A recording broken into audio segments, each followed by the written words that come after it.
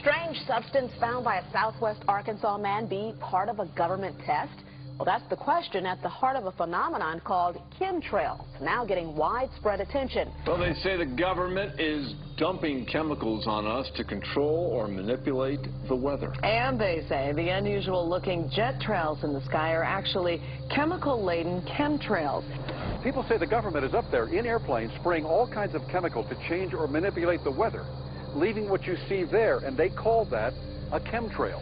So what I look at there and I think are contrails, you're telling me are chemtrails? Yes, that a contrail would be dissipated by now. And it's interesting, Dale and Christina, this is of interest not just in this country, but European countries and, frankly, all over the world. A lot of folks interested in it. Well, Dave, you mentioned that climatologists and others who study the atmosphere believe that they'd be able to surely spot any kind of signs of an ominous plot.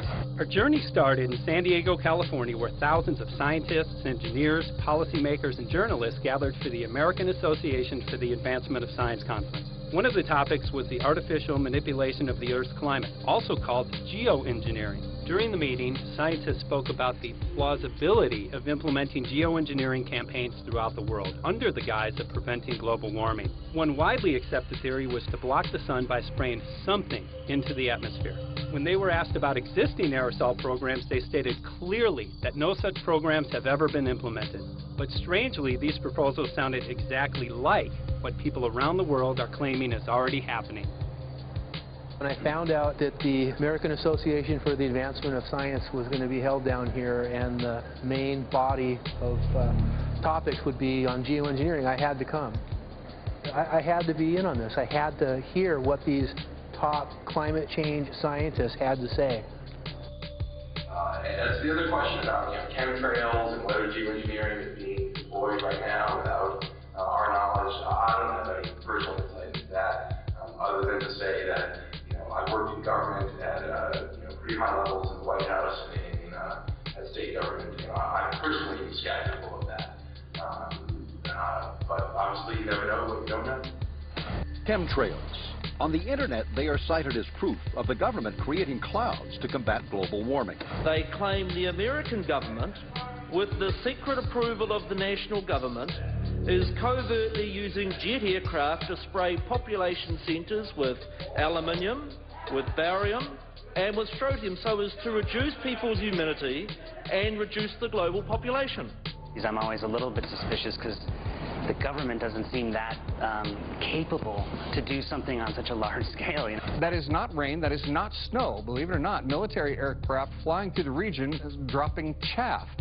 Small bits of aluminum, sometimes it's made of plastic or even italicized paper products, but it's used as an anti-radar issue, and obviously they're up there practicing. Now, they won't confirm that, but I was in the Marine Corps for many years, and I'll tell you right now, that's what it is. And what happens here, military jets, some come out of Key West Air Force Base, and they move up into the atmosphere, and they drop mylar strips. Some could be a little wider, some are small glass fibers that are coated in aluminum. And what the Air Force does is they take their military jets and they dump these out of the aircraft, they fall into the atmosphere, and some take as much to a day to fall down.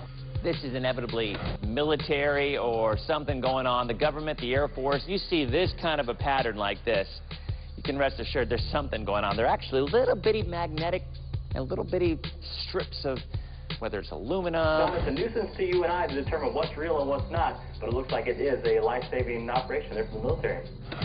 The apparent motive behind this conspiracy theory is one world government. Order, I cannot hear. Mr. Speaker, I want to assure the House that both my ministry and my colleague, the Minister of Health, who have received correspondence on this issue, that this conspiracy theory does not have an iota of truth, and that the trails observed from aircraft simply come from jet engines. Question number 9. Order. And I think what an appalling example it is of the new Foreign Affairs spokesperson for the Labour Party that she's spreading conspiracy theories about the United States government. I think the House has heard sufficient. It is called geoengineering, fighting global warming by putting a chemical dust in the atmosphere and reflecting harmful radiation back into space. We take geoengineering to mean deliberate, large-scale intervention in the Earth's system. There are a variety of schemes that have been discussed for geoengineering. A classic example is injecting reflecting particles into Earth orbit. Nevertheless, there might be some good reasons to think about alumina. It turns out, first of all, there's been a lot of work on the environmental consequences of alumina in the stratosphere. The big deal really is that alumina has 4 times the volumetric rate of forcing for small particles as does sulfur. And that means you have 4 times less surface area for the same rate of forcing. And this is a much bigger deal. You'd have roughly 16 times less the coagulation rate. And that's the thing that really drives removal. So you could get away, we think, with much smaller mass fluxes.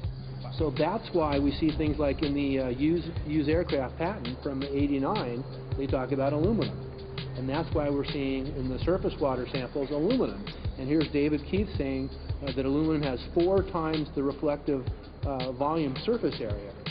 So they'd like us to think that we're talking about sulfur, but here they slipped up and let it out that aluminum is 4 times better to achieving their ends, and it sounds like it's going to be one they don't want us to know the effects of.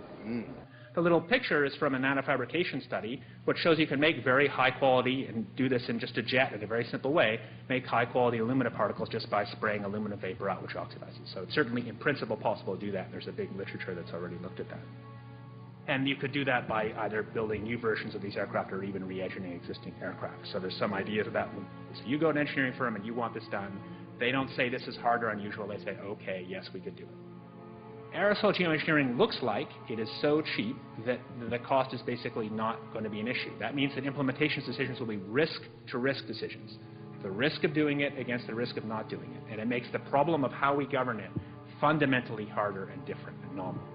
So I've told you that it's cheap to deliver materials to the stratosphere, and I'm convinced that's true. I don't think that will change. But I think the more we do research, the less easy this will look, the more complicated the environmental effects will look. And that's a good thing, because right now it looks too easy. So I think that if we do more research, we're likely to find out that it's harder and more complicated than we thought, and that the side effects are harder to manage, and that's a healthy outcome that will make it easier to do the management. Of course, the opposite reaction is possible. It's an empirical question, how people will actually react to knowledge about this. Another reaction is to say, if these crazy scientists are so concerned about putting CO2 in the atmosphere, they want to think about these things, then that might actually mean we should be more serious about the risks of CO2 in the atmosphere. And by the way, it's not really a moral hazard. It's more like free riding on our grandkids. And by the way, it's not really a moral hazard. It's more like free riding on our grandkids. Numerous air quality studies, including from CARB, California Air Quality Resource Board, have named submicron-sized particulates as being particularly harmful for human respiration. Through all the discussions today, I have not heard any mention of this fallout, and has this been studied, and also the effects of a highly reactive metal like aluminum on toxifying soils and waters? The question is, what would be the effects of these materials on human health if they came down into the stratosphere, in particular small particles and aluminum? So the collaborators of mine working on the aerosol scheme are actually folks from Carnegie Mellon who've focused on human health impacts. And while we haven't published it, that was the very first thing we did, was do the order of magnitude calculation in level pencil and paper, but with an expert on human health impacts about whether there could be an issue. And for aluminum or other particles, there are a lot of toxicological things that need to get looked at seriously. But if you're just thinking about the sheer number of particles and the human health impact of small particles, the answer is, well, we haven't published it. That was the first thing we looked at, was some of the leading experts who do epidemiological research on human health impacts, and it's not even close to being an issue. Just clarify, so 10 megatons of aluminum dumped into the atmosphere would have no human health impact? So let me be more careful here. To separate out the toxicological, so the alumina we've only begun to research and published nothing. Alumina we've only begun to research and published nothing.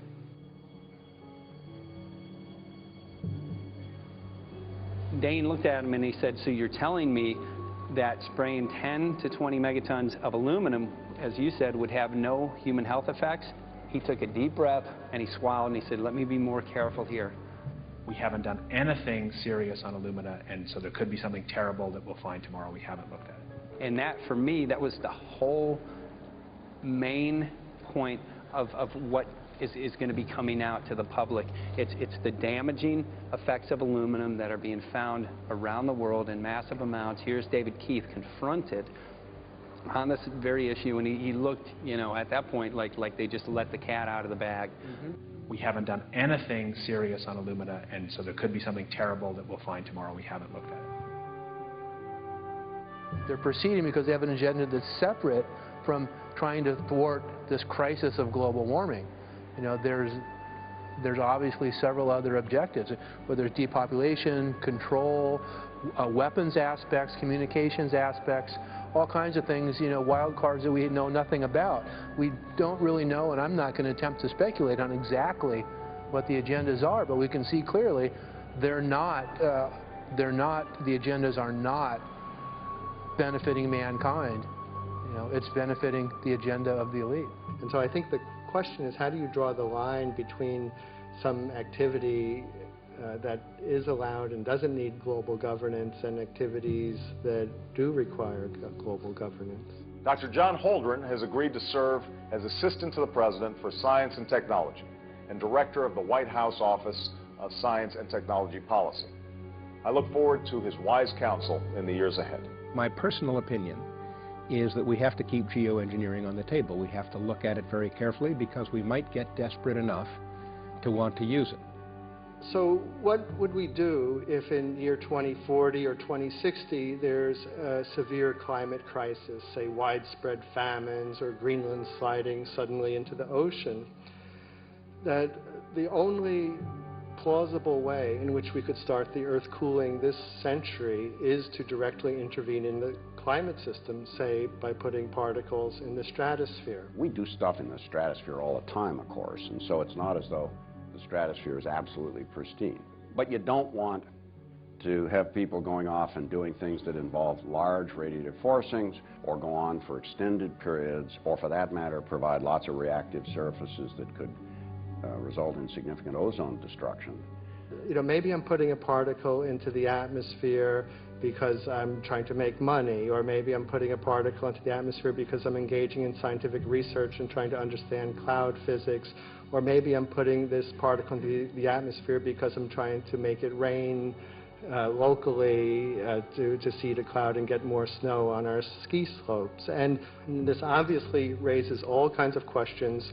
It's hugely risky. It will likely negatively impact some people, but we might find ourselves in a situation where those risks seem worth taking. One of the things that really shocked me was in one of the breakouts they had the benefits of these programs and then the risks. Now the benefits, the one thing that was stated was the just cooling the planet. You know, some of the risks were ozone depletion, droughts in Africa and Asia. I got to tell you, I came away from this experience after listening to these scientists for 4 days of symposiums, really concerned because it's clear now that they are justifying, rationalizing, and looking to legitimize some really, really horrible impacts, further impacts on our environment.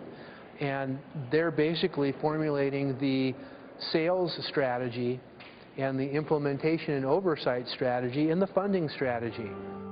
After San Diego, I was shocked by the programs that had been proposed. I decided to write about it. That night when I finished, I sent the article to an online publication with my email address attached. When I woke up the next morning, my inbox was flooded with responses from around the world. Why? Because I had just broken the story on aluminum in geoengineering models, which I had no clue at the time that very few people knew about. Now this metal, aluminum, is being found in massive quantities way above normal levels all over in rain, in soil, and in snow. After that, the calls started pouring in from people who were desperate for someone to investigate. That was the fuel that started the film. Before we started filming, we had the opportunity to sit down with one of our favorite authors and documentarians, G. Edward Griffin, to find out what he knew about the subject. I'd like to talk for a minute about an issue that's getting more and more attention. That's the issue which scientifically is called stratospheric aerosol geoengineering, also called the chemtrail issue. I'm very aware of the chemtrail versus contrail controversy. As far as I'm concerned, it's an open and shut case. I have been watching the development of jet travel from its very beginning. I used to live near the Los Angeles airport. Remember when the first jets came in and landed, man, they made a big noise. We never heard a noise like that before. And we used to go down and sit at the end of the runway and watch these jets come in and take off because it was a novel experience. I've been watching jets all my life, and I know about jet contrails. I've watched them. They're vaporized moisture, ice crystals, and they get out there in the atmosphere, and then they effervesce and evaporate and then disappear, and you can see them. Plane moves along, and the little white trail follows right behind it, and usually about 10 or 20 lengths of the plane or thereabouts, and then it's gone. And you can still see them that way, by the way, once in a while. So there goes a contrail. These other things we're talking about are not at all the same phenomena at all. These planes go by, and they billow out this white smoke, and it covers the sky from horizon to horizon. It doesn't dissipate at all. And they crisscross each other. And you see this thing cover the sky and turn it milky, and then people start having trouble breathing, and then you hear stories about the aluminum and barium deposits that they're picking up and the residue. And you put it all together, and I don't see how anybody who's got their eyes open and their mind open can come to any other conclusion but that somebody is spending a lot of money and effort to spray the planet. The question is, why? I have my own theories, but I hope that there will be some good investigative reporters go out there and get us the answer. I know that whenever it's finally discovered, and it will be, the people who are doing it will undoubtedly say, oh, well, we did it for you folks. It's for the greater good of the greater number. It's for the society. It's probably to prevent global warming. Or maybe it's to inoculate people against some kind of a dreaded biological attack. We can't go around shooting everybody in the arm, but we can spray them and save their lives. You see how good we are? We're doing it for the benefit of society. I know they're going to, whatever it is, they're going to say it was for your good, but mine. Think if we had the ability to steer hurricanes, and the hurricane was going to slam into New Orleans.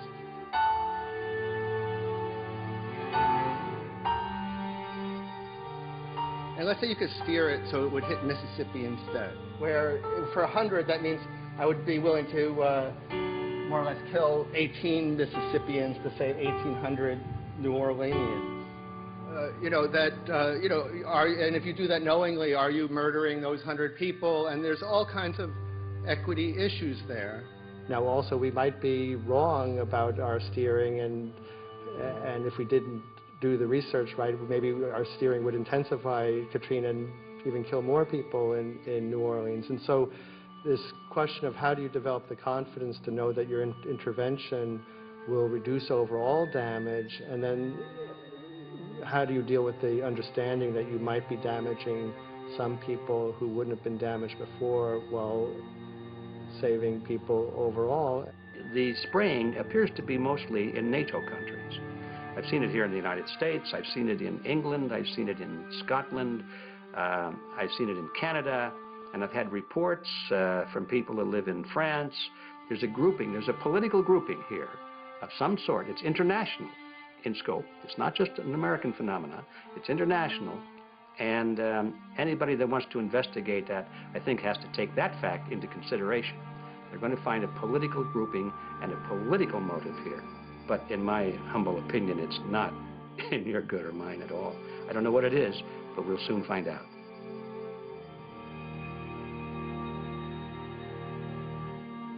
I'm sure that if you follow the old advice, which is follow the money, you'll come to the answer sooner or later.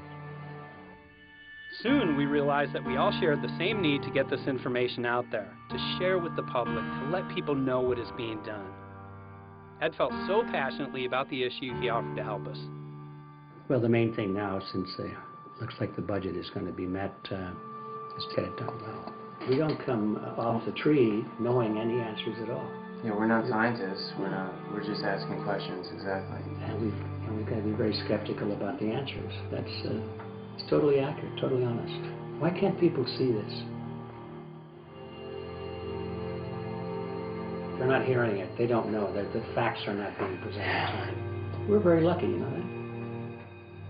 Look at this opportunity that's been dumped on us. I know. Opportunity. Well, this is going to... Yes. It's going to be a battle, I know that. A challenge and a battle, but I mean, why are we here if it's not for that? We're going to go to a short break with DJ Foxy. Can't go to get hold of Morrow, so it's going to be you for the moment. I'll call him again. So. Sounds good. I saw the sky crisscross with chemtrails, and I can't remember if it was in L.A. or I was on the road, but I had looked up one day, and I thought, look at that. That's not the flight path, man. That was a grid, a regular grid. Over the city, and I couldn't believe my eyes. Milky white clouds. And, you know, it all seems very obvious, and now the evidence of what we have on the ground with the aluminum, the barium, strontium, and with what we see in the patents and what the geoengineers say are going to happen, I mean, for the everyday Joe, this is a slam dunk. This is a very delicate moment for the powers that be, because they're taking a covered-up operation like the tropospheric aerosol program, or chemtrails, Project Icarus, whatever. It's had many names over the years. And they're making it overt into a geoengineering scientific shield to deflect sunlight because global warming's out of hand. So at this very moment, the belly of the beast is right above us with no armor. Whether people believe in chemtrails or not, the geoengineering should be scary enough. And when people learn about geoengineering, chemtrails will then become apparent, because they're the same. So you're talking about global conspiracy here. Geoengineers propose doing this on a global level. Off to Redding, California.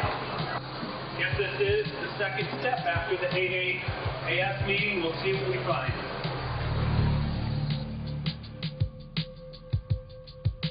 Right here in Northern California at Dana Wigington's house. He owns over 2,000 acres overlooking Lake Shasta. He told me about some of the challenges that they're having up here. Let's go and talk to Dane. We'll see, you know, what's going on his property. We'll see what he's going through and also what action he's taking based on the test results that he has.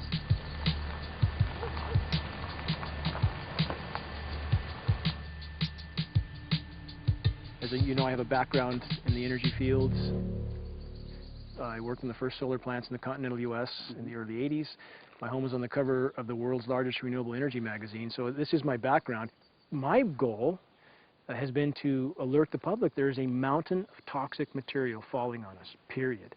Before about 5 years ago, our skies were typically blue, and now you see it's covered with lines and haze, and virtually nothing you see on the horizon, nothing you see in the sky above us is a natural cloud. I mean, it is virtually all the remnants of these aircraft lines that you see fanning out, spreading into clouds, artificial clouds, but the sky is a very dirty look to it.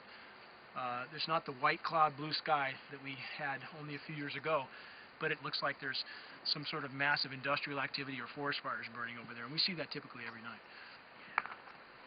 You see even down to ground level, the clarity drops off significantly, and we don't see that except for the days when we have these long, lingering trails that spread and cover the whole sky, and on certain days you can see these trails actually dropping vertically like a veil.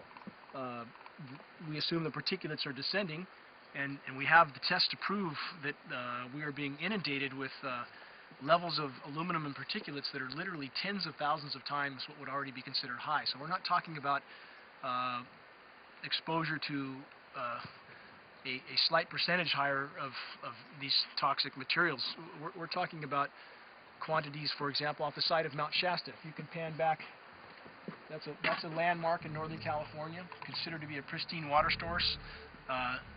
Aluminum or snow sample off the side of Mount Shasta tested 61,000 parts per billion. This is just ordinary snow water, and people are drinking this stuff when they're hiking on the mountain. And remember, government action is required at 1,000. This is 61 times over the government limit, and our hikers are drinking this poisonous water on Mount Shasta Mountain itself. Barium, 83. Strontium, 383. So this summer, the people climbing are drinking poison. Basically. I certainly wouldn't want to drink 61,000 micrograms per liter of aluminum. And again, we've already seen in 5 years soil pHs in this area that have escalated 10 to 12 times, and we can prove that conclusively. Well, this is not speculation. We can prove conclusively that these metals have been in the rain. We have duplicate samples.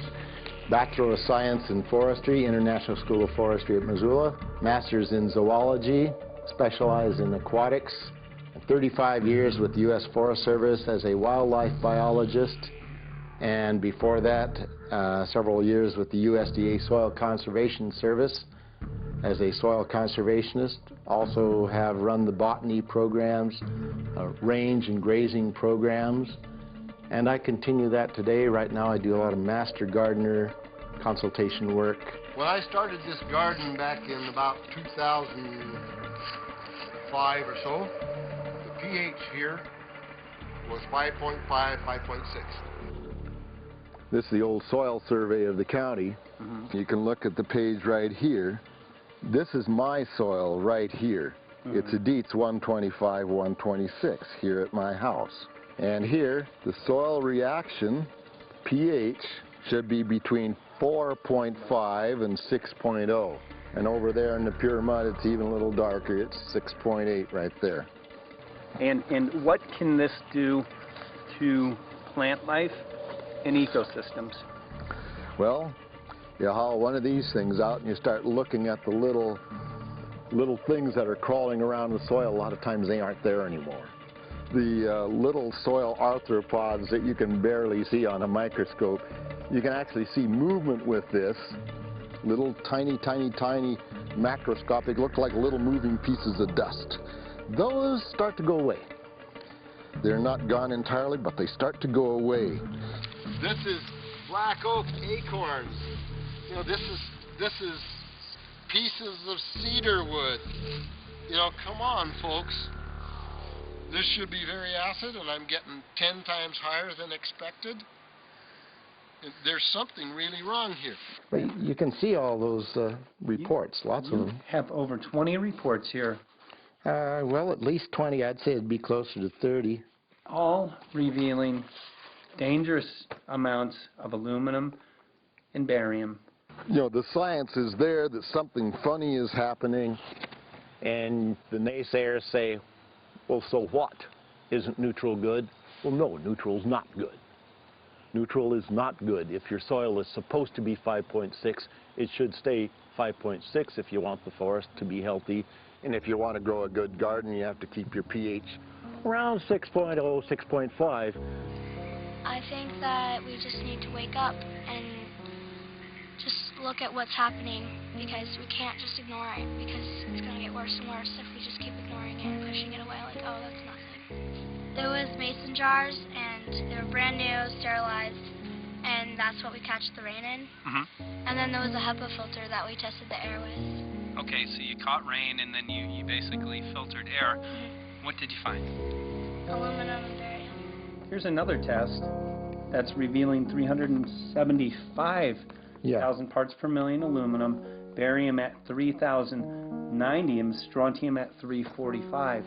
Yeah, that's from a lined pond with EPDM fish-safe pond liner. There is no chemicals, manufacturing materials at all in that pond liner that's available to the aquatic life. It's designed for that purpose.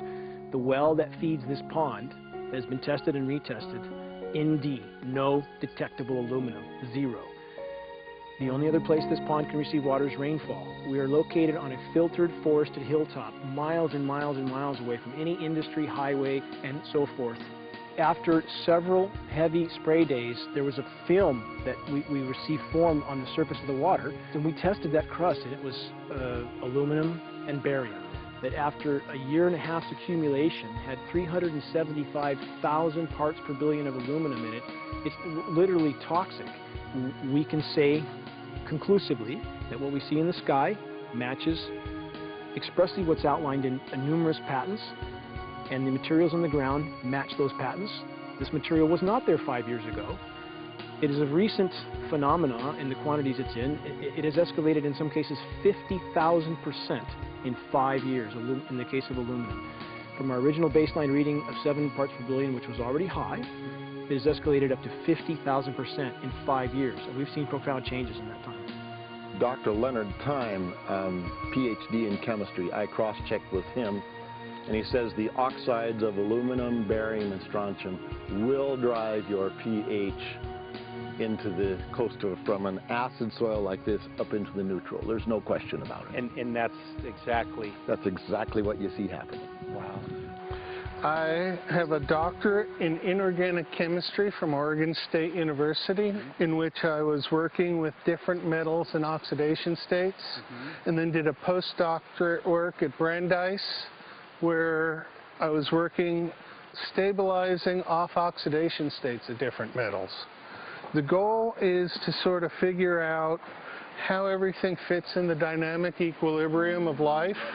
I was working with Francis up in Mount Shasta, and he showed me some rainwater analyses that had to do with levels of aluminum, strontium, and barium in the atmosphere. So I feel the major toxin in these chemtrails is the aluminum.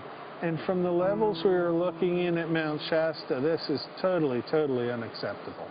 When you get to metals and biological systems, you're no longer talking about the bulk aluminum that people think about when they're drinking from soda pop cans and that.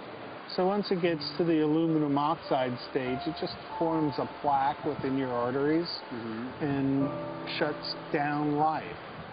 When you take elements that normally aren't out in the environment and you start putting them in the environment, it raises some serious red flags. Aluminum is a very specific, nasty and biological systems. It takes that site and it never lets go, and it shuts down the site, and that's it. And so as you accumulate aluminum over time, it causes major neurological damage because it ends up as aluminum oxide that's essentially stuck in place and can't be flushed out by normal systems. At the core of everyone's condition, there's always some level of toxins. And aluminum is known to have cancer-causing effects. The half-life is decades. I think that we should be working on taking more of these toxins out of our environment instead of adding more toxins in. It's very concerning that if we add more toxins to our environment, that will be increasing the rates and risks of cancers. Even one patient is not worth it. So sad that they would consider putting aluminum in our environment to affect something when they could be causing so much more damage.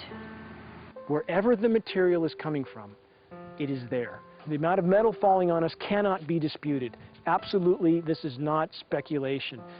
The amount of metal in the last 4 years, as I said, have increased to a degree of thousands of times, and California Air Quality Resources Board has studied the aerosols from China. These metals are not amongst them. Mike, the reason I've chosen to focus so primarily on this issue is I feel all other issues are secondary. What could be a greater priority than not being able to walk out your door and take in a breath of air without sucking up heavy metals? If our land base is being poisoned, if our waters are being toxified, what will we have left to work with? Whatever we choose to focus our time and energy on, whatever our political beliefs, that this is a common ground for all of us. We must have air that we can breathe that's not full of toxic chemicals and metals. We must have water that's not completely laden with whatever is being emitted from these aircraft. And if people stopped to consider that the atmosphere is as thin as a layer of paint on a basketball, it is an extremely thin layer that allows life to exist on this planet. To simply treat it as a physics lab and experiment with it until it is broken beyond repair is folly of unbelievable proportion. And if people understood that this sort of experimentation not only is going on, but has been going on for a very, very long time. Going back 50 years, there's been countless climate manipulation, weather modification programs that the vast majority of the public is completely unaware of. And if they think that this is not true, that certainly that somehow they would have known if it was occurring, I would ask them to look at things like Agent Orange and the things that governments do because they can, because there's no one to stop them, because they have these huge military machines that want to control everything. And in fact, the government's own document, perhaps you may have seen, it's available to any online, is called Owning the Weather, an expressed goal of our government, and not just our government. You told the Associated Press that the American government has created weather tampering techniques so that the New World Order will be able to starve millions of Americans and control the rest. There is weather control techniques. Number one, the entire patents on the equipment. Number two, Senator Claiborne Pell's complete statement and story of his own that not only does it exist, but that we even utilize it as far back as the Vietnam War. Well, Murph, we're going to do what we can. Let's see what we can do. You got the scientists behind you. The scientists are with you, so at least this scientist is with you. I may not have $1 million budget, but I've got enough to show that something's dreadfully wrong. You got it. All right. So Arizona will be this Monday, the 21st. Senator Johnson up in Show Low. So we're going to be in the car a long time.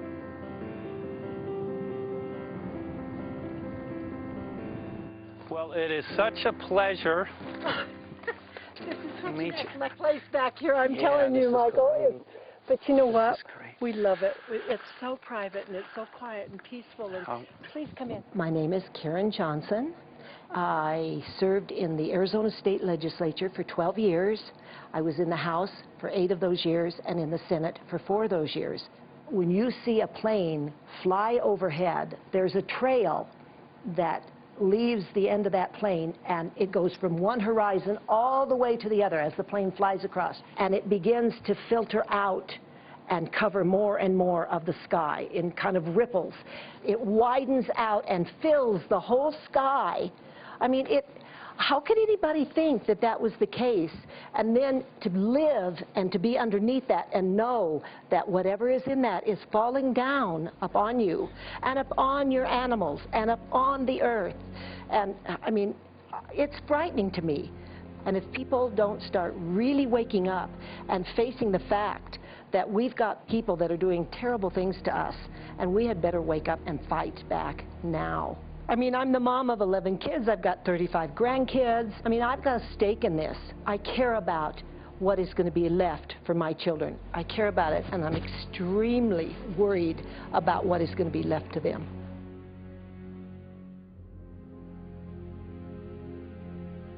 Aluminum is toxic, and we know that it's accumulative.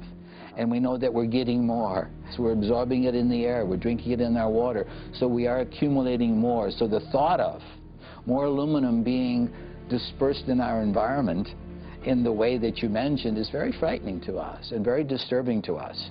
Those of us who have done any research on this are really quite concerned that we are ill-informed about this issue, and mostly that it's being done. Aluminum is toxic. We know that it is. We can debate as to the amount of toxicity that is going to be disturbing the body, but as far as really accepting the fact that it's accumulative, it's synergistic, then we have to conclude that it's not a good idea to put it in our atmosphere, especially when we know we're getting increased amounts, and especially since we know that the scientific communities around the world are pointing a finger at the heavy metal toxicities, at the toxicities that we're absorbing in the day-to-day food that we eat and the air that we breathe.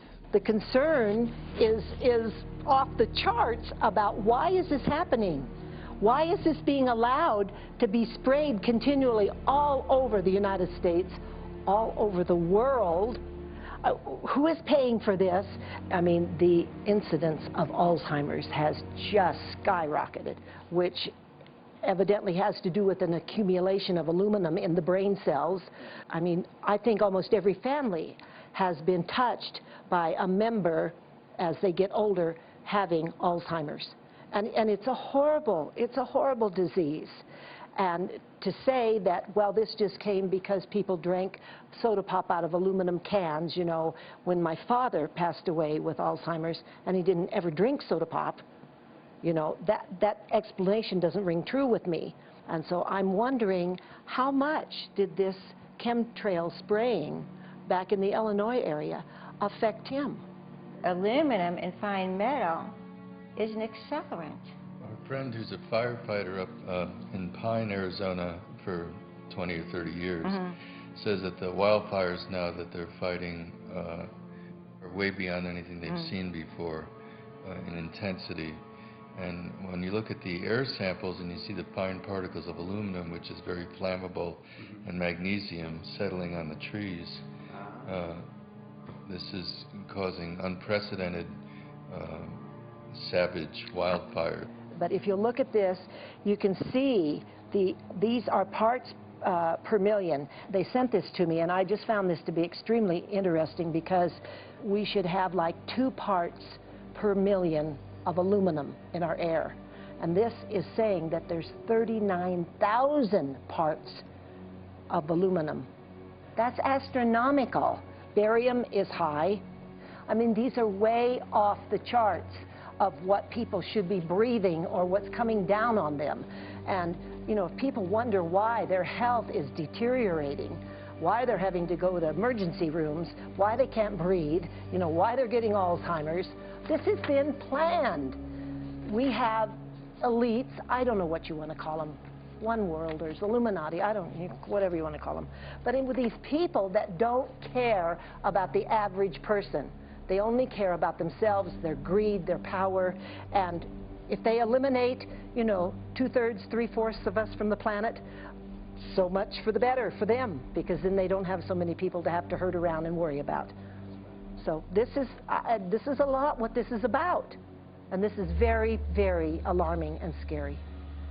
I mean, where is this stuff coming from, and why? Why is this kind of stuff being put out there? You know, I've heard different explanations about, oh, we need to cool the planet, all this and that. But if people are up there trying to cool the planet, why do they need all this kind of stuff in it? The explanations just never have really rang very true. And as I'm setting up the equipment, she looked at me and she said, all these trees here are dying. And I said, what? She says, all these trees in here are dying. So I thought, well, I'm going to test for aluminum, because that's one of the key things in the programs that we're talking about, and titanium. And I took some of this bark sample and tested it, and it came back positive with aluminum and titanium. Then I started traveling around California, noticing the same thing. In Lake Tahoe, there was a lot of the same type of bark, all through Sacramento area and Davis. Just about everywhere I went, I was noticing this silver white bark. What I think is happening is these chemicals are getting down and destroying the roots. And then as they come up, they're going out into the bark. Those 2 right there are the ones that are just, it just hurts so bad to see these 2, because look how old and big they are. We probably lost 40 trees right here on our 10 acres. Every week, every other weekend, we'd see another tree that was beginning to die. And I mean, it's just so sad, we'd just cry. And to think that that might have something to do with it, along with their other explanations, would really, really frost me. Every time you lose a tree, you know, it's not good, it's just sad. And there's another one over here in this little group of trees here. Don't you feel better when you stand up and fight than if you crawl down in a little hole and go to sleep?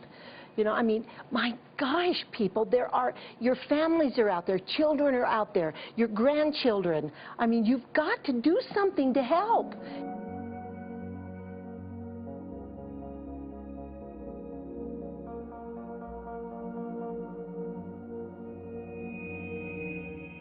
My greatest hope is to get people to question. And, hey, if they don't wake up while we're there, I'm hoping to plant some seeds. We're going to the most beautiful place on the planet, Hawaii, to see what's going on, collect some data.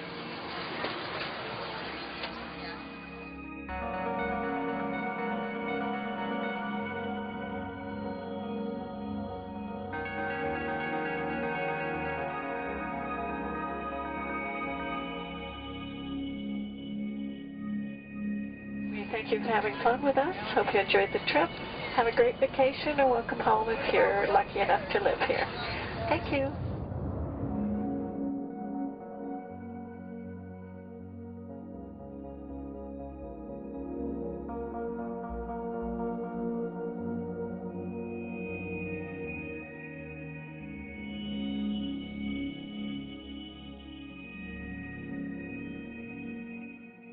The whole valley's off the grid, so it's either solar, wind, or generators.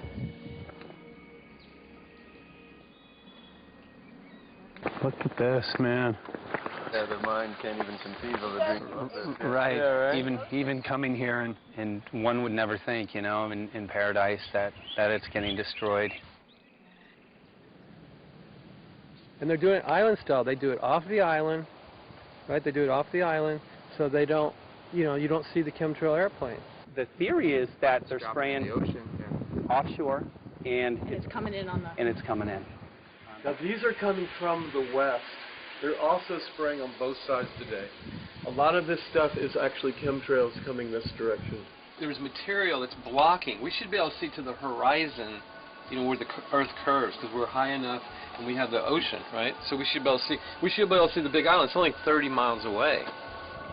And you can see it's not a blue sky behind it. That's the key. It's all, you know, has that kind of weird looking blue, like silver blue, I call it. And this is a nice day. You know, there's no more blue sky. The night, we're going to look at the stars at night, and it's like, you'll see it, you can count them.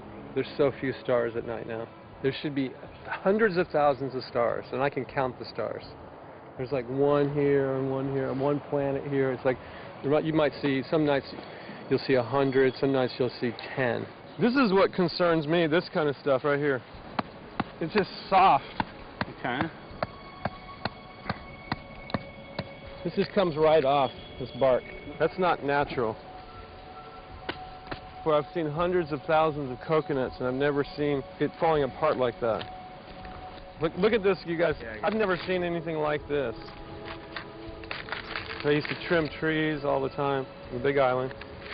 I've never seen anything like that. That's why I'm concerned. Not an easy task that you have here on the island. I could see the skepticism because it is so far beyond anybody's reality. It's amazing. It's just amazing to try to look through somebody else's eyes. Like my eyes, I can see this, so it's like night and day. And other people, it's just the illusion is just so deep. What do you think would happen if everybody awakened to what was going on and what the plans were of geoengineers? I think they'd have a revolution in Hawaii. If people really understood what was going on. What's your concern for, I know that you love the land here. What's your concern about the chemtrails? Well, that we won't be able to live here and grow our own food, and that our health is going to be compromised. Do you think it already has been? Yes. And the thing is that they're doing it every day here, every day. So it's hammering, micro doses every day. And then, of course, it's getting in the environment, and of course, it's weakening the plants.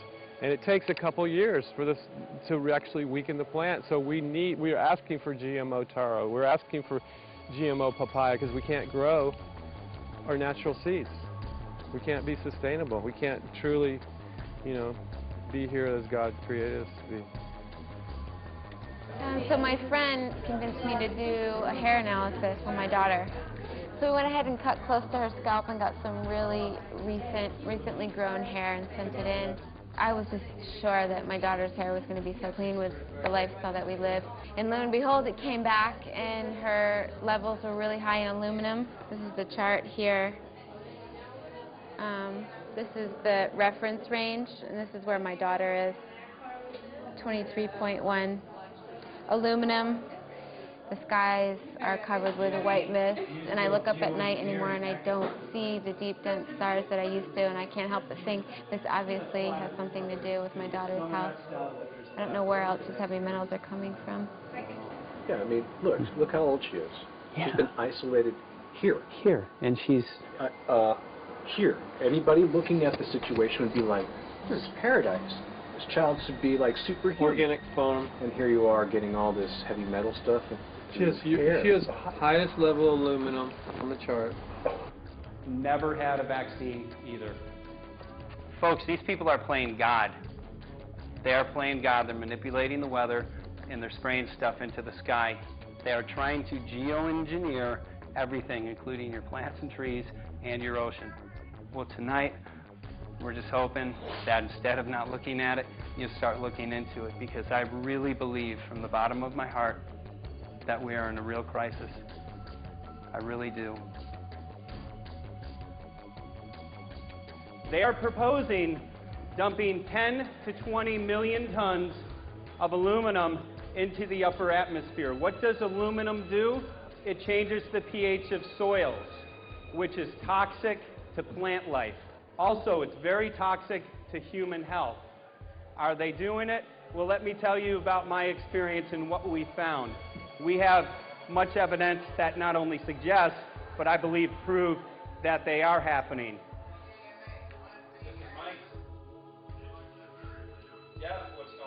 And as I promised, we're joined right now by a very special guest, Michael J. Murphy, currently on location in Hawaii. He's working on a documentary film called What in the World Are They Spraying? Michael, welcome to the program. Great to speak with you today.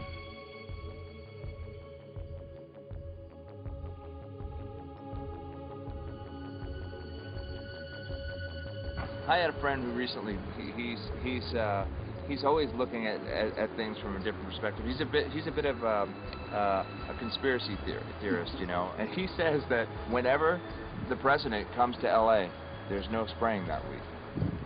Could you have a better place for an interview? I mean, look. Well, this is being done over our farms and over our things. So basically, they want to eliminate our ability to eat organic food, have clean water. So in some ways, it sounds to me like, and you know, again, it's just a projection, but it sounds to me like this is control. How do we control the masses? Yeah. How can aluminum be good for you in any? And what was the second chemical you mentioned? It's barium. Barium aluminum. Obviously, those are toxic to everything. To human health. To human health, to farms, to animals, to everything. 61,000 parts per billion. And there should be a government alert at 1,000? At 1,000, people are drinking this. People that climb the mountain, they're drinking that snow. It's poison. Oh my God, that's so disgusting. So that's 60,000 times above regulation. Exactly. 60,000 times above regulation. And I've talked to friends, and they're like, well, that's just ice. That's just condensation. And I'm like, you can talk to a second grader. Ice doesn't float in the sky and spread out that way, you know? You're not an expert, but you're a concerned citizen who said, wait a second. Who's actually doing the research. Yeah, you're doing the research, and that's what we need to do as Americans, and say, you know what, I want to know what's going on. I want to know what the FDA is doing to my food. I want to know what the government's doing with my air, my water, and the soil. And, you know, it's just great what you're doing, and I just, my kudos to you for bringing light to this subject. Put all of the theories aside, just what geoengineers are proposing and what's being found is scary enough. So we can just address that. And I encourage more people to just step up and ask questions and do what he's doing. So thank you, Michael, very, very much. Aerosol spraying aluminum affects everywhere, and we have a beautiful tropical climate which I believe might be in jeopardy. So we wanted to not only come and bring the message of what people were finding around the world, but encourage people to test for the aluminum, strontium, barium. Essentially, I think it was an effective trip. I saw a lot of people here in Hawaii, in Maui, awakened, not only curious, but willing to look into this deeper, and that's my only hope. This is one of the boldest moves, I think, from Ed Griffin yet. This is the taboo topic that nobody's supposed to talk about, and that is aerosol spraying. Now, we've got tons of documented proof of errant aerosol spraying. It just blows my mind that the whole essence of humanity has always been to look up into the sky and ask why. Though there are no limitations, there's endless space, an endless universe. Now, in the 21st century, we're not allowed to do that.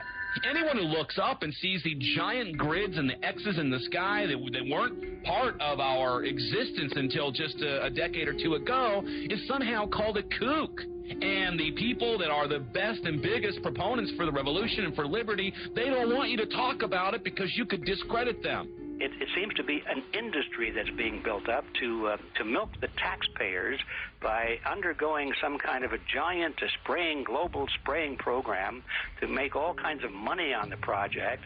And they don't seem to care really what effect it has. They're not trying to experiment to see if humans can survive it or anything like that. They just want to get this stuff up.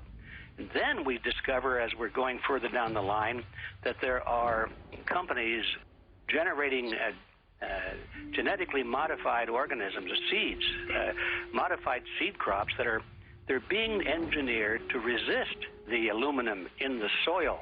And a lot of crops won't grow in that. And so now, after they've messed up the soil, all the farmers were going to have to go back and buy seeds that have been genetically engineered to resist the aluminum that have been put into the soil. And all of a sudden, mankind is completely dependent upon these companies like Monsanto and other giant agricultural firms. You can't even grow natural seeds anymore. And we're looking at that. It's a shocking thing. I hope we don't find that that's true. But all the arrows right now are pointing in that direction. We get into cost-benefit analysis here because there's also HARP could be involved in this. Geoengineering, as you guys mentioned, which is documented heavily in Dennis Kucinich's bill, that is the Space Preservation Act, which, by the way, I don't think got through Congress. And then Kay Bailout, as we call her here, Kay Bailey Hutchinson, also put together some legislation in order to qualify geoengineering, which, again, is supposed to save us all from global warming. But it is cost-benefit analysis because they can benefit on so many different levels. Ed, that's how they do everything, isn't it? That's right. And, you know, there's an old adage, if you just follow the dollar, follow the buck, you get to the source of the problem. And it looks to me like there's a tremendously profitable industry being built up right now around this concept of geoengineering or weather modification or reducing global warming and all of these other things that can be sold fairly easily to an unsuspecting public. They all say, oh, well, that's good. We don't want global warming, you know. And so they put up with this, and they don't question, they don't criticize. But behind the scenes, you see a whole industry being built up, which is, as I say, tremendously profitable. And the money for all of that is coming from the taxpayers.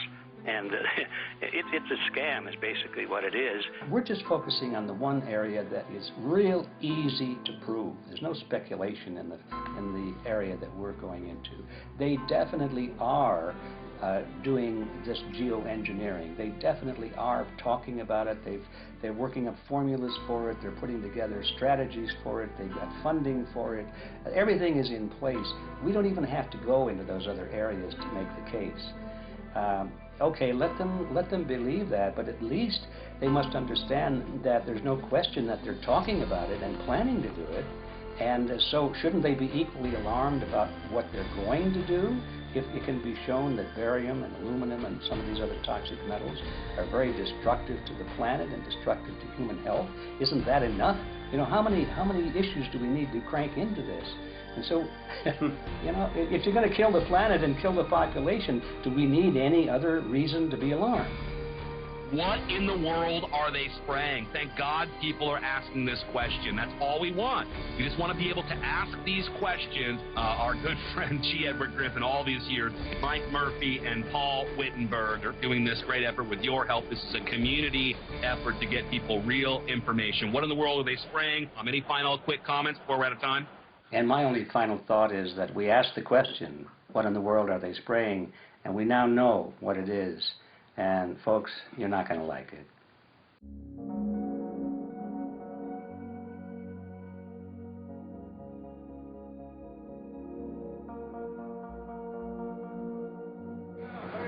Hey! I'm Peter Vreken. I'm from Belgium. I'm 54 years old. I can't believe it myself. I'm a very happy and grateful person. We are doing the job the police or the justice department or the environmental department should have been doing. And it's really essential that it's going to be a grassroots revolution. I think so. God is on our side because we are not fighting against, but for. Yes, we're fighting for. I was in the council for about 25 years and also a period as the mayor. So from that moment on, 10 years ago, everything started to change. I start to get a picture of what is really going on. And it became crystal clear to me that we, humankind, have been manipulated and dominated and exploited for centuries. So, and this chemtrail phenomenon made me angry because I was so helpless. You can decide what food you're going to eat, what you're going to smoke, what water you're going to drink, what kind of life you're going to lead, but not with this phenomenon. Then you are just a victim. It's only a game. And there have to be good guys, and there have to be bad guys. And luckily, we are in the position to be able to play the role of the good guy who has the chance and the opportunity to overcome. 3 days that we shared with them, my heart just dropped because it was such a beautiful way to live and such a peaceful way to live.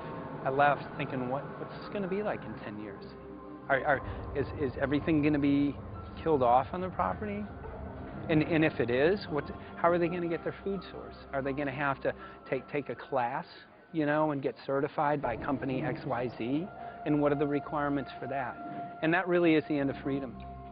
I'm concerned about that. I definitely, I really am. Yeah. I learned to say everything is now as it has to be now. And everything is going to be okay. It's going to be all right. It's going to be okay. Yes.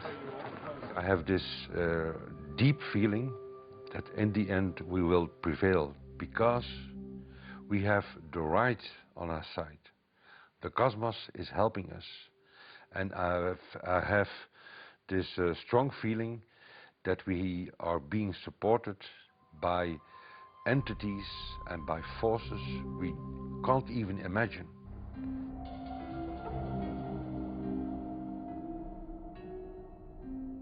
Here for the first time we have this scientific proof that we are being spread. We are being spread, and it's incredible and it's hard to believe, but we are being spread. I think at this moment to stop is not an option.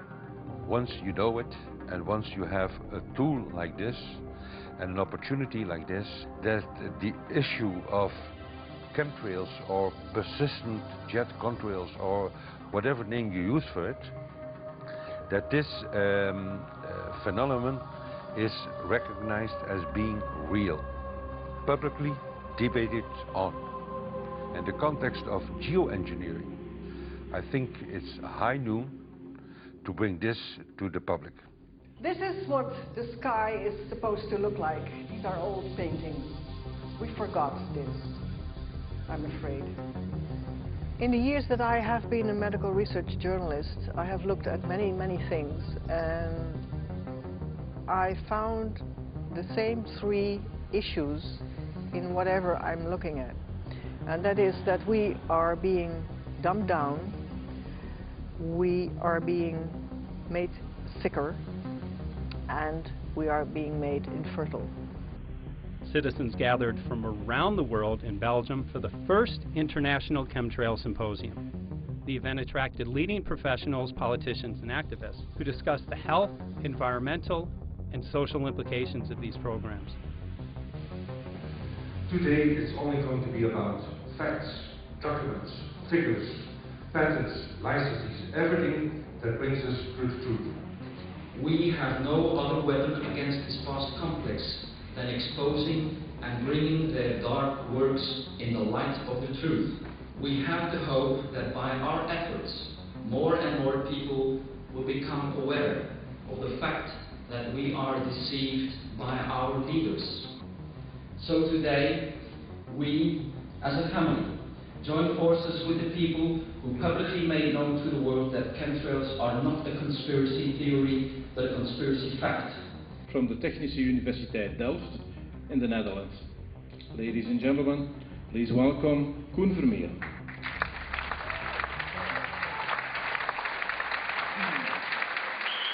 Well, I'm Koen. I'm a university professor of Delft University of Technology. Usually people are with their heads to the ground in their own two-dimensional space and they don't look up. But if you do, you see more and more spaces like this. And it worried me too. I have no explanations to our students about these phenomena. And then I studied it myself, and I found out that I couldn't give them the answers they wanted, because I think that the phenomenon is not natural. It's not natural what is happening, and the explanations that are given to us are not enough for me. If you look at them from a scientific point of view, the first thing a scientist does is trying to explain something. Because I'm smart and my students are not as smart yet, so I have to give them answers to questions. But if you ask most scientists honestly, they cannot answer all your questions. If people are using climate control all over our heads, I want to know about it. I want to know the consequences, I want to know the health impact, I want to know everything. I need, as a teacher in my university, to give answers to my students. And they have good questions. And I don't have the answers. And I want to know. Excellent. And we should discuss this. Ladies and gentlemen, for here you in the auditorium and for all over the world, Michael Murphy.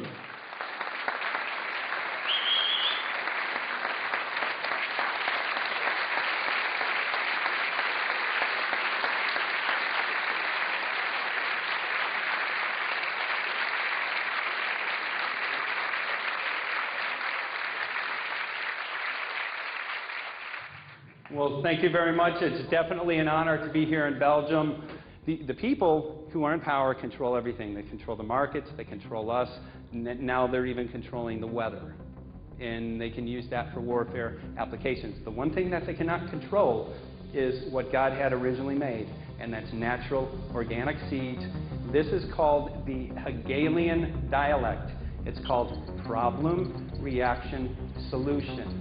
The problem here is massive amounts of aluminum, things starting to die. The solution is company X that says, hey man, you're not getting yields on your crop.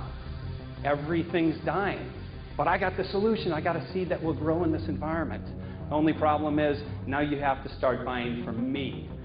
We're a little concerned that maybe part of this agenda could be to kill off anything that's natural and organic and re-engineer it with aluminum-resistant GMO seeds. Many may know we just got back from a week of filming in Hawaii, and it was an incredible trip. A big concern for the people there is they're beginning to see softening of the coconut trees. But their concern is that these programs may again be part of a broader agenda to destroy anything that's natural and organic, so that the corporate redesigned GMO foods might be the only thing, only source of food for people. I didn't anticipate so many people, young and old, who are interested in this phenomenon and are concerned about it. And I especially liked the address that the young girl gave today. Only 17 and already making an address to the audience. That is, well, incredible. My name is Sofia Xenidis. I am 17 years old. It is quite scary to know that the air we breathe is not what it's supposed to be. That the food we eat and the water we drink contain traces of those substances which are sprayed out over all of us as though we were being poisoned like insects. The feeling that this is causing me are a feeling of deep anger and rage.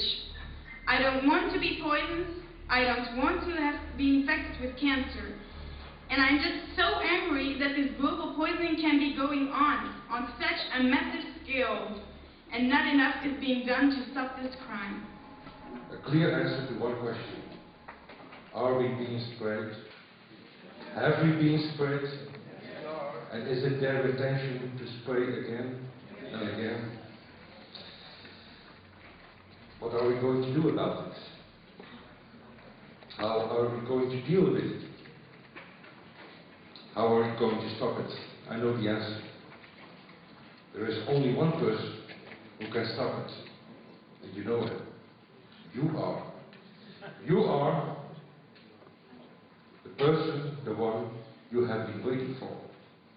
We are magnificent, beautiful, godlike, divine human beings. Ladies and gentlemen, sisters and brothers, in this auditorium and in the whole world, thank you so very much for being present with us. And for now, please enjoy this anthem.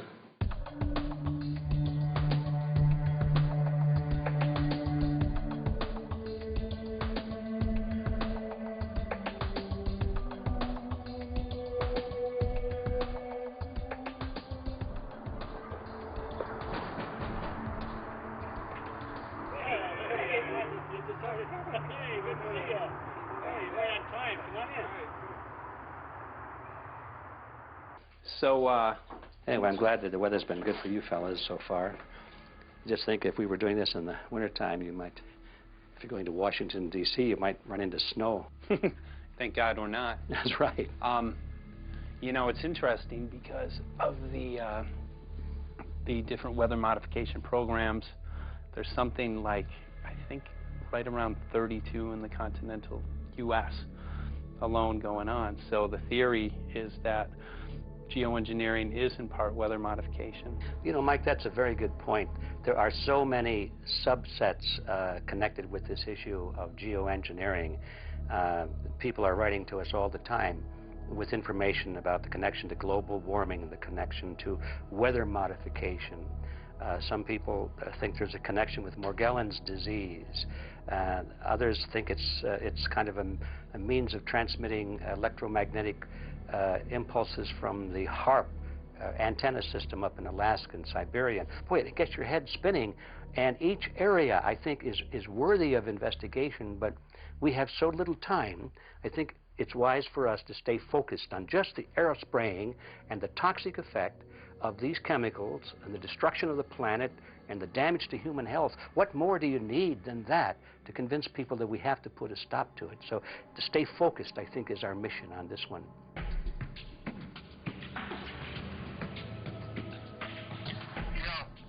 Jeremy, we had an idea. We know that you know the political system real well. Our idea was this. We have a ton of data and information that we've collected throughout our travels, and you know, we really think a good way to end the film would be addressing this to elected officials, some of the senators. So we were wondering this, if you might be able to come and kind of help us out and perhaps show us the way in how to get this done politically. But it sounds like a really good idea, and I'm also going to get to in terms of researching who it is that we should really focus on talking to about this. At the very least, if we could make it impossible for them to claim that they don't know at this point, we can strip away their plausible deniability that they haven't heard of the data that points to geoengineering stratospheric aerosol operation already going on. And at the very least, it should be very interesting to go to District of Criminality and put some people on alert. Yeah, you have a lot of enemies in Washington. That's where all the power comes together and the money, you know. So there are people there, I'm sure, that just don't want us to do this job. But I'm glad you're going, and you'll find out.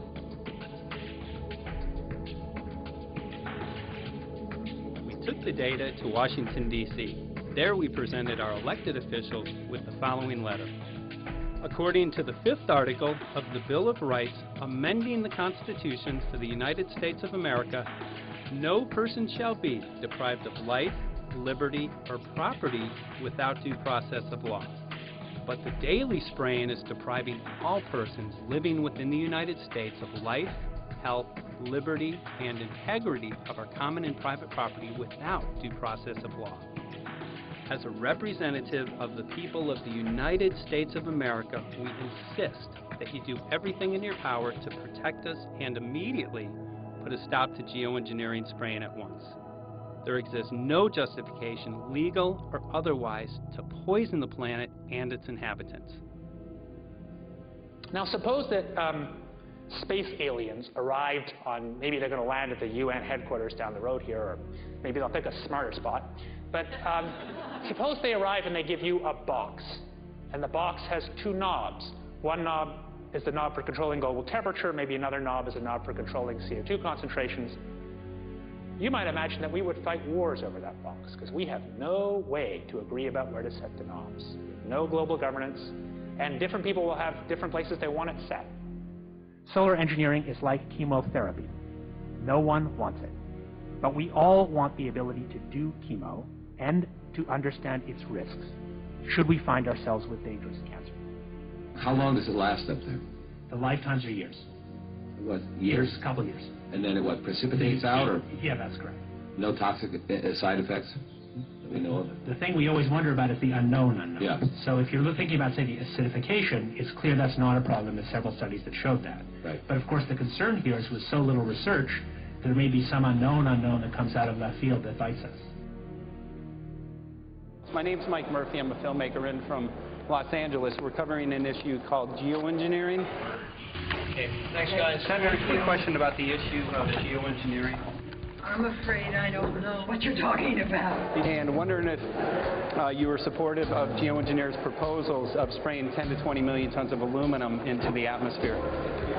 I should really get a briefing paper on it before you give an opinion. Oh, not a problem. Are you aware of the issue? Not completely. At all? Because, okay. Do you have a letter from constituents, and people have concerns? Yeah, We're making a documentary about the I don't know. You guys have credentials to be here? Yes. Yes, we do. We pass through security as well. Endowed by our Creator. I think so. Please don't Put that. Please don't touch my property. You're lying. No, what did we lie? What did we lie about, sir? No, we're not. What are we lying about? Lying about what? That's a little unusual, huh? I haven't heard that. No. Okay. You're not aware of it? And it appears that these programs have already been deployed. You know, I haven't looked at that proposal, and so, you know, why don't you let me review it? I can do that. Are you aware of? Actually, I'm going to go. Yeah. Let me go ahead and get that. I will take a look at this, and I will act accordingly. General, this program, this openly covert program of the aerosol spraying, stratospheric aerosol spraying, geoengineering, using tons of aluminum, spraying it up in the sky. I have no idea what you're talking about. Okay. Commonly called chemtrails, sir. When you were the head of NEMA, did you see the aerosol trails? Mike Murphy, filmmaker in Los Angeles. Hi, sir. And we're covering an issue called geoengineering, and wanted to know if you're supportive of geoengineers' proposals.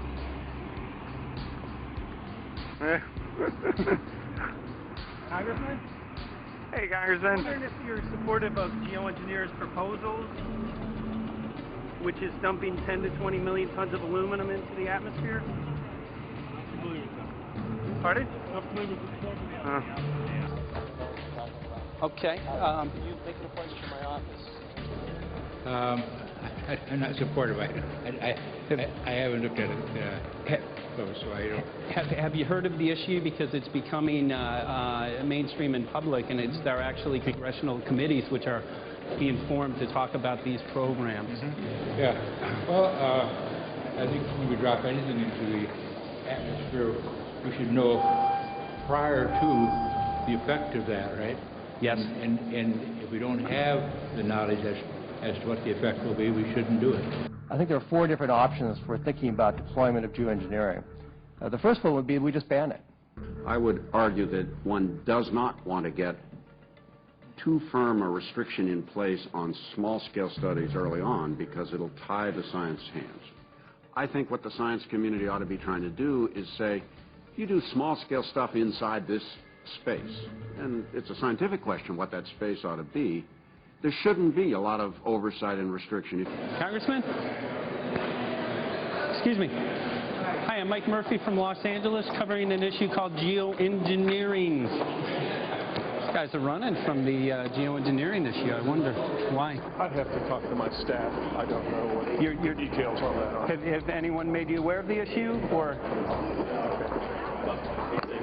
Sir? Congressman, your committee talked about geoengineering last November.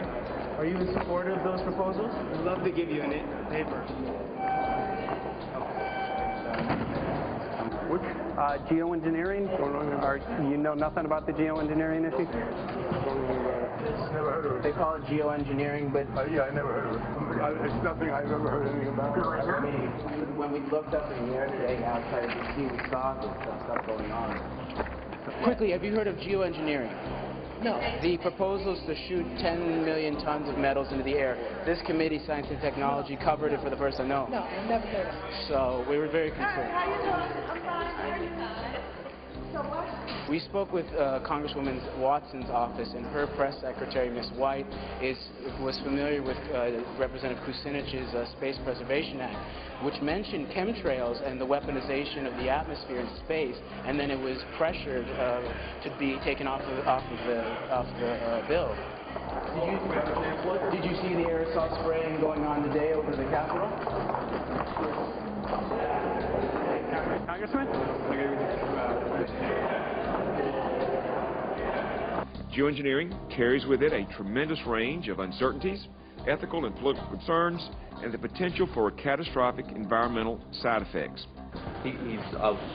He's not one to do interviews very often, so not unless we usually really pressure him into it. Okay. So don't, all that is, don't hold your breath. As chairman of the Committee of Jurisdiction, I feel a responsibility to begin a public dialogue and develop a record on geoengineering. We want to know if you're supportive of their measures by spraying 10 to 20 million tons of aluminum into the atmosphere? No, I think we need to have more research. Okay. And about the issue of current deployment, there's literally a mountain of evidence that many people believe proves the deployment of these programs. Any knowledge of that? No, there's certainly not a mountain of evidence. But I do support research into geoengineering, and I also support looking into the international governance of that. Okay. I hope anybody that has studied it knows, at least I think, that it's a radical proposal, and I hope we don't have to use it, but there may come that point in time where we do. Now, if we could provide you with the evidence that suggests that these programs are and have been ongoing, would you be willing to address this publicly? We've had about 3 or 4 hearings on it. We have addressed them publicly. Well, not about the proposals, but about the current deployment of these programs. Citizens. I don't support the current deployment. I think we need to have more research, and they have consequences that go beyond one nation, and so I think that there needs to be governance to that. Governance is not simply an issue of deployment, but governance before deployment in terms particularly of large-scale scientific fieldwork. I concede that on this subject and in general, it's not popular to talk about global rules. And when these people started talking about the need for UN Security Council oversight, a supranational environmental security enforcement with a strong mandate by the UN, it really was clear that they're looking for a global power behind the manipulation of the environment. But I do think it needs to be sort of an international kind of treaty that does tie and bind all nations into a common fate. It is a common fate. And unfortunately, it's not just big governments that could do this. It is small governments. It is billionaires probably could figure, I'm going to save the world all by myself, and I won't bother to mention it. How do we decide when there's a planetary emergency? Whose hand is on the thermostat? How do we decide when to start it? There's no way to do that right now. And what if we do start doing it, and then by some problem with the technology or with the will, that we can no longer do it? In a year or two, the aerosols will come out of the atmosphere and temperatures will shoot up at a rate much faster than it's going up now. And it's that rate of change that's hard for us to adapt to. So once we start it, we'll be sort of locked into doing it for a long, long time. And so that, and with basically no end in sight. Boeing would pursue this to make a profit, right? I mean, the financial motivation to do this. Let's see. So let me not speak for Boeing. Is that allowed? Okay. Yeah, well, it is what it is. No, but someday, if the U.S. is going to decide to do this stuff, they're going to look to a company who can do it, and you want to be positioned. Boeing would rather be get it than Lockheed Martin. So certainly we have an industrial base that helps the country take on technologies and large-scale challenges like national defense. And we do that both for a profit motive as well as, I think, as a national service. So I think it would be truly disastrous if You know, we discovered a few years from now that there was a black program that some government had stood up to sort of learn on the quiet how to do this. It's pretty clear you can cool the planet, but you will not and cannot bring it back to exactly the same climate state you started with. So you may or may not, and I expect we'll have a lot of back and forth about how useful it is to ameliorate the risks of climate change. I think there's a good evidence it probably is useful, but we don't know. But it certainly can't get you back to exactly the climate you started with. I think everybody agrees with that. Do you think you'll see deployment in our lifetime? Let me say I hope not. Al? I would agree. I hope not. I hope Very not. agreed. Okay. I see this as something like an evacuation plan. You know, that you build big dikes. Maybe that's the emissions reduction to try to keep the flood from wiping you out. But that if that flood should come, that you'd like a plan for what to do in the event of that catastrophe. So I see these options more as a catastrophic response option and not as a way to reduce risk of everyday climate change. You would advocate mitigating consumption of beef as a means of accomplishing your objective? Yes. How would you suggest going about that? You can't. I mean, it's your job to decide what to tax and what not to tax. Obviously, if you wanted people to behave differently, you give them incentives and disincentives for behavior. But I'm sure that's the answer you wanted to hear, Mr. Smith. If only my time had not expired. Thank you, Mr. Chairman. Because there's literally aluminum and barium contamination found around the world, believed to be from these programs. Like, look, today over the Capitol looks like they're deploying some type of aerosol. Did you see it? No, I didn't, but good to see you. In a James Bond scenario, some rogue rich guy puts some airplanes in the air and sees the clouds. What is to prevent that?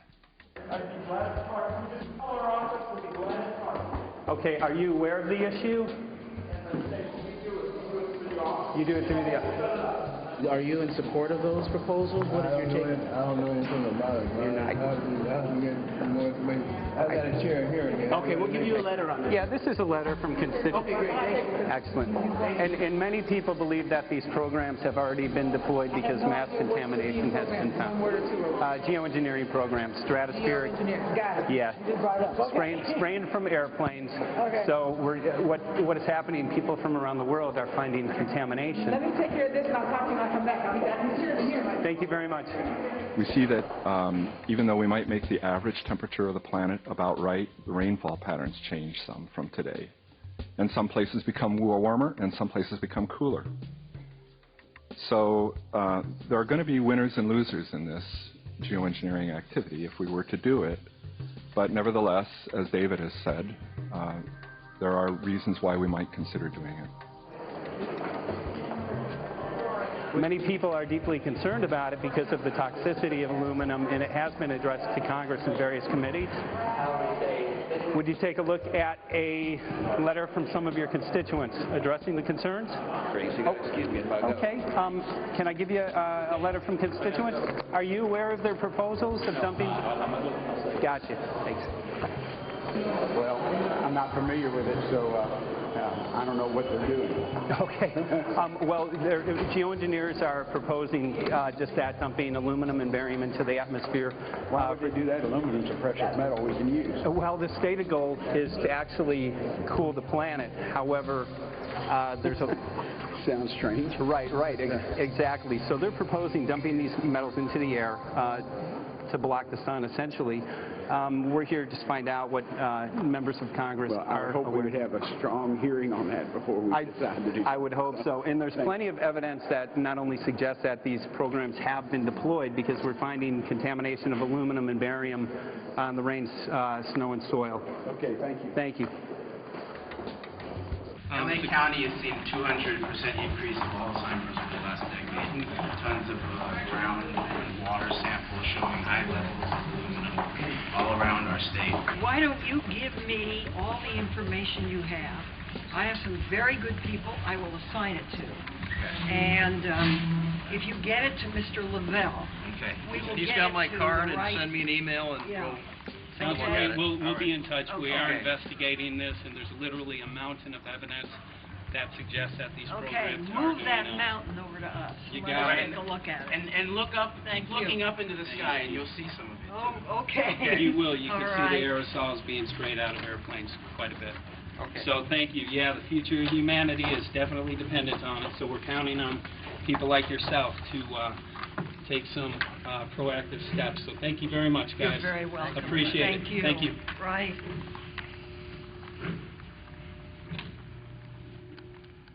A lot of Congress was running down the hallways to avoid answering any questions, looking for doors in the hallways. So apparently the war is against all of us, and we're all in a hostage crisis. People who took an oath to uphold and defend the Constitution are not only know this is happening, are participating in this. And all of us have a duty to stand up and speak out about it. Why is the water being contaminated? Why is the soil being contaminated? Why are aluminum-related diseases going up? And it's affecting all of us, and thus we all have the duty to stand up and speak out and get educated and stop this. For our own sake, for our children's sake, it is a crucial moment in history right now. The human beings, we need to decide whether to live on our knees while being sprayed and poisoned every day, while being under a continual threat, or whether we are going to stand up and live as free human beings and seek truth, justice, peace, and freedom for all of God's children. So as you can see, we're ending our film here in Washington, D.C. We've made many public officials aware of this. Most of them either denied any knowledge of this, or they simply were unwilling to address the situation with us. So as you can see right behind the White House, we do have aerosols behind us. The spraying has continued. What is the solution? Is the solution here in Washington, D.C.? Clearly, this is one of the solutions, but the solution is not only here, the solution is within you. This issue affects all of us so deeply. So you need to look inside. Please get active, get involved, start spreading the word with growing awareness. About 90% of the population, we believe, is unaware of this issue, which means 90% of the people who normally might do something if they knew are not doing anything because they are unaware. So please look into your heart, use whatever skill you have to get the word out. The future of humanity is dependent upon it.